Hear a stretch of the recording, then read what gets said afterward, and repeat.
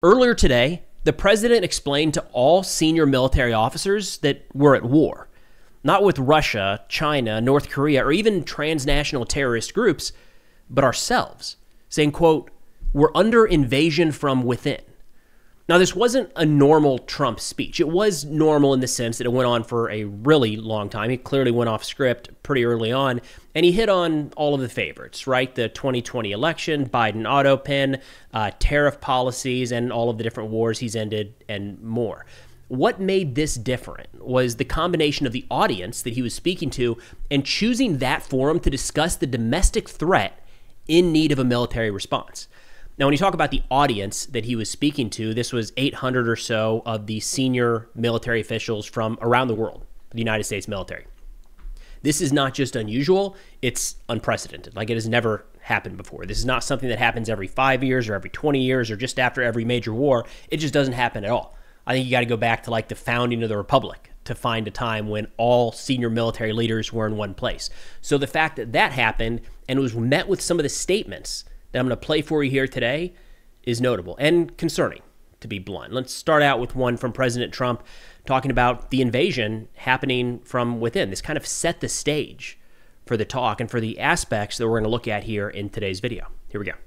Well, America is under invasion from within. We're under invasion from within. No different than a foreign enemy, but more difficult in many ways because they don't wear uniforms. At least when they're wearing a uniform, you can take them out. These people don't have uniforms.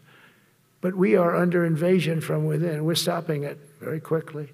Now, I want to be clear that I'm looking at 4 or 5 different clips here that I'm going to play for you all out of like an hour-long speech. So there was a ton of stuff that President Trump has said many times before. We're not going to cover that. A lot of things that are not really relevant to the topics we generally cover on this channel.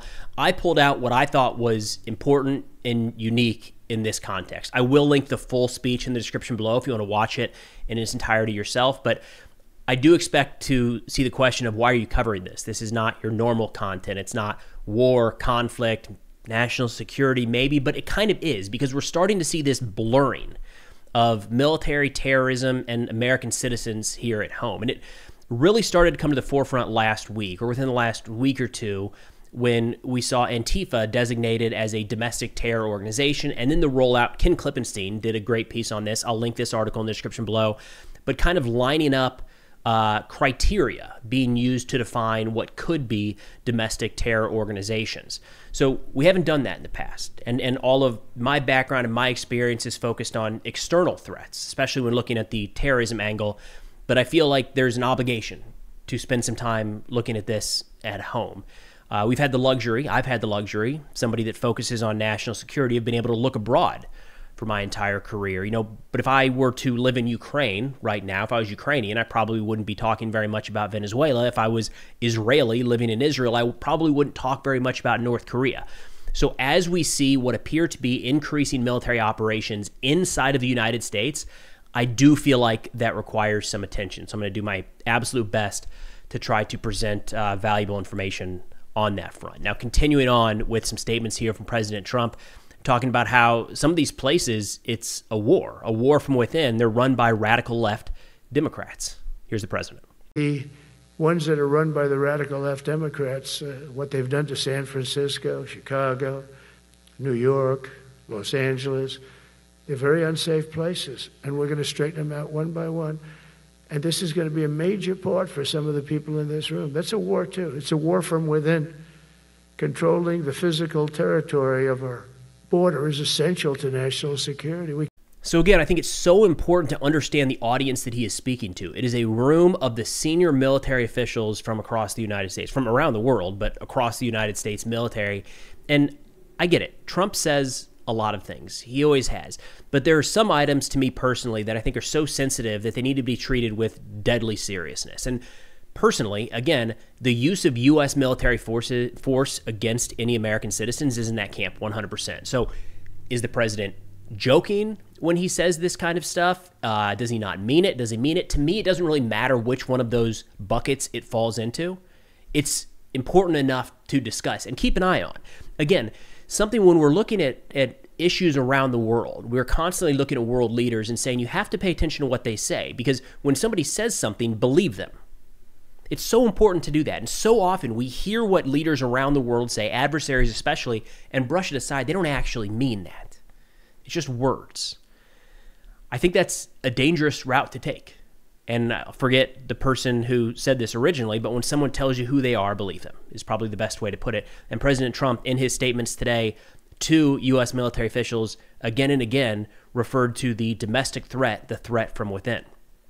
In fact, addressing those general officers, he said, hey, this is going to be a big thing for you guys. You're going to be involved. You're going to be the ones that help us get this situation under control. Here's what the president had to say about that. Last month, I signed an executive order to provide training for a quick reaction force that can help quell civil disturbances. And this is going to be a big thing for the people in this room, because it's the enemy from within, and we have to handle it before it gets out of control. It won't get out of control. Once you're involved at all, they all joke. They say, oh, this is not good. Again, all of these little pieces here, it'll be under control once you get involved. Talking to our military, and if interested, I'm genuinely trying to not like cherry pick some of these things out and leave context to give a distorted view of what the president was saying. In a lot of these statements, it's not like he named a group. In a previous clip there, he said, you know, the city's run by the radical left Democrats, so that was pretty clear. But it's not as though he's talking about cartels or gangs or drug traffickers or illegal immigrants. He's being very vague with a lot of this. It's constantly referred to as this threat from within, and not at times throughout this speech, he does reference all of those different groups in different times and places. But again, the constant theme is an invasion from within, a threat from within. In fact, he even went so far as to joke about, hey, maybe we should be using U.S. cities as training grounds for U.S. military forces. Here's the president. Very important mission. And I told Pete, we should use some of these dangerous cities as training grounds for our military, National Guard, but military. Because we're going into Chicago very soon. That's a big city with an incompetent governor, stupid governor, stupid. So I guess the focus of today's video is just to make as many people aware as possible of the language being used. Again, the language being used to our general officers and admirals in the U.S. military. Now, something I want to be clear with is I have full confidence in our men and women in uniform. Those are absolute professionals. They have a moral and legal framework they abide by. No doubt there are some bad apples. They are a snapshot of society. In society, we've got bad apples, and sometimes they make their way into the military, and sometimes they make their way up the ranks. But I would be shocked if anybody in that room listening to the president today went in with one set of values and principles and walked out with another. It doesn't work like that. These are men and women of character, and I have full confidence in all of them. So it's not as though the president just issued some secret order and we're going to see a drastic shift in the U.S. military presence here in the next couple of days or weeks, or leaders abdicate their responsibility. I don't expect that to happen, and neither should you. We've fortunately built a force over decades and decades of instilling professional discipline, morals, and ethics to where that's not something that's going to happen overnight. I don't even think it's going to happen over a relatively short period of time. It's going to take a long and deliberate effort to kind of erode that responsibility we have within the force. But this is not something we've seen before. Kind of we saw it at Fort Bragg a few months ago, and it appeared to be a pretty overt politicalization of the force and of the soldiers being utilized there. Hate to see that. I want the military to be completely apolitical. I think that's the best for our country at all times. And now we're starting to see this language about the use of military force in U.S. cities and the threat from within. And again, not a lot of focus in this speech about Russia, about China, about Iran, about North Korea, about terrorist organizations, some about cartels. But the overwhelming theme was, when talking about military force and the threats that we face, it was the threat from within. It's kind of reorienting not just to our hemisphere, not just to our borders, but inside of our borders, looking at each other. That, to me, is concerning. I feel like that could go a lot of really bad directions really quickly. So, again, hopefully more people now are aware of the language being utilized, and hopefully we see some pushback, to be blunt, from some of our elected representatives. This is not something that should be joked about. And if you don't mean it, then you shouldn't say it. It is Again, the use of U.S. military force inside of the borders against American citizens, we have to take deadly seriously. Full stop.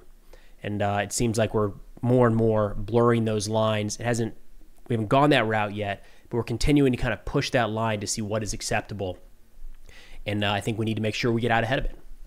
Take it head on. But that's all we got for now. Thanks for watching, and I'll see y'all next time.